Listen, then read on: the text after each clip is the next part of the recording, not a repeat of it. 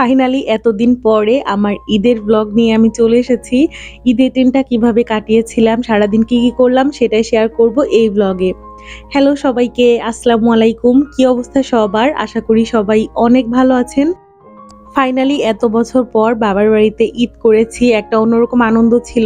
তবে ২ টা বাচ্চারই সকাল সকালই জ্বর চলে আসে। মানে গত রাত থেকে ওদের জ্বর ছিল। তো যার কারণে হচ্ছে আমি সকাল সকাল আসলে তেমন কোনো ক্লিপ নিতে পারি নাই। অলরেডি সকালবেলায় খাওয়া-দাওয়া সবার শেষ হয়ে গিয়েছিল। আর ঠিক এই মুহূর্তে আসলে আমি অনেক বেশি মিস করছিলাম আমার শ্বশুরবাড়ির সবাইকে। নরমালি দেখা যায় এই সময় সকালবেলা বাসায় সবাই নামাজ পড়তে যায়। আমরা মহিলারা পেছন থেকে সবাইকে বিদায় দেই। আবার দেখা যায় একসঙ্গে গল্প করি, সময় কাটাই।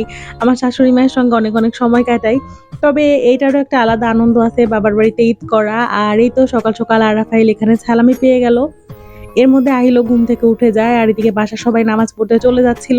তো ওরা হচ্ছে আমার সম্পর্কে ছোট ভাই হয়। তো আমি বললাম যে নামাজ পড়তে যাওয়ার আগে তোদের কিছু ছবি তুলে দেই।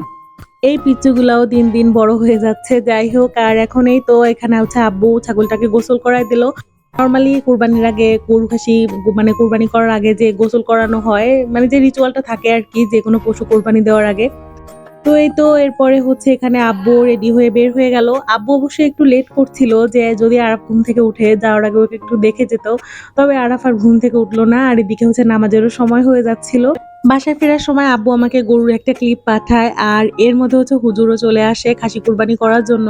আর ঠিক এই মুহূর্তে আহিল এত বেশি ভয় পাইছিল আর ও আসলে একদম কান্না করে দিছে কুরবানি করা দেখে, যে ও দৌড় দিয়ে ঘরের মধ্যে চলে গেছে। আর বারবার চোখের পানি ফেলতেছিল, বলতেছিল যে মা আমাকে ঘুম পাড়ায় দাও। সত্যি বলতে ওর এত বেশি খারাপ লাগতেছিল, ওর কান্না দেখে আমারই কান্না চলে আসছে। যাই হোক, এই মায়াটাই আসলে দরকার। আর একটা পশুর প্রতি ৩ দিন মাত্র থেকে এত বেশি আমার মায়া হইছে, আর যার সারা বছর মানে গরু বা ছাগল যাই মানে যেগুলো আরকি পোষা প্রাণী যাদের, তাদের আসলে কেমন লাগে সেইটাই চিন্তা করছিলাম। যাই হোক, এর মধ্যে খাসিটা বানানো হয়ে যায় আর এখানে হচ্ছে আম্মু সব ভাগাভাগি করে দিয়ে আমাদেরকে রান্না করার জন্য কিছু দিল। তো আমি এখানে হচ্ছে খাসিটা রান্না করে নিলাম, খাসির মাংস। আর সকালবেলা হচ্ছে আম্মু এক পাতিল ভর্তি পোলাও রান্না করে রেখেছিল, বাচ্চাদের জন্য রান্না করেছি। আর এদিকেই তো একটা পান খাচ্ছিলাম। আর এখন বাসায় আমি সম্পূর্ণ একা ছিলাম। সবাই হচ্ছে গরু কোরবানি করার ওখানে গিয়েছিল বাচ্চা-কাচ্চা নিয়ে।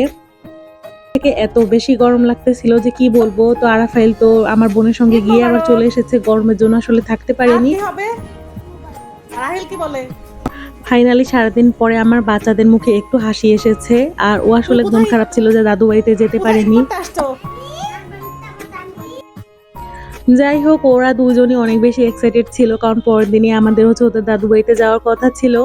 আর ফাইনালি গরু কুরবানি করা শেষ হয়ে যায় আর এই তো মাংস বাসায় চলে আসে। আর এখন এই তো আম্মু হচ্ছে এখানে সবকিছু ভাগাভাগি করে রাখতেছিল। আর এরপরে হচ্ছে রাতের বেলায় আরাফের বাবাও চলে আসে, বিন্নি আর উর্মিও এসেছিল আমাদেরকে নেওয়ার জন্য। তো এই ছিল আমার ঈদের ছোট্ট একটা ব্লগ। ভালো থাকবেন সবাই, আল্লাহ হাফেজ।